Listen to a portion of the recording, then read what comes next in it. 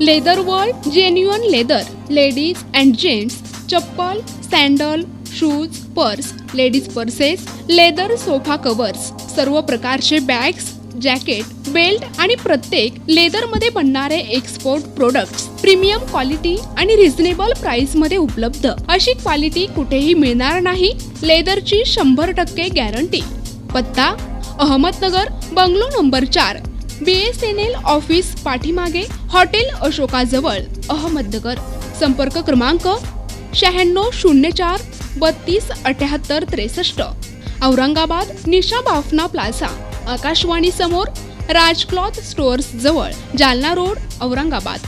संपर्क क्रमांक 92 84 14 65 54. सोलापूर कृषी उत्पन्न बाजार समितीत कांद्याची आवक मोठ्या प्रमाणात वाढल्याने दर घसरले असून यावेळी बाजार समितीत जवळपास 400 गाड्यांची आवक झाली आहे. दिनांक 1 एप्रिल रोजी कांद्याला 1400 ते 1500 रुपये प्रति क्विंटल भाव मिळत असून कर्नाटक, तेलंगणा, आंध्र प्रदेश मधून सोलापुरात कांदा मोठ्या संख्येने येत आहे.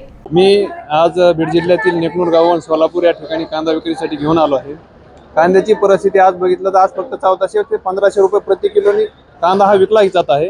जो की गेल्या आठवड्यात जो कांदा 2200 ते 2300 रुपये क्विंटल होता तो आज फक्त ही परिस्थिती आहे. 8 ते 9 रुपयाचा भाव आज कोसळला आहे.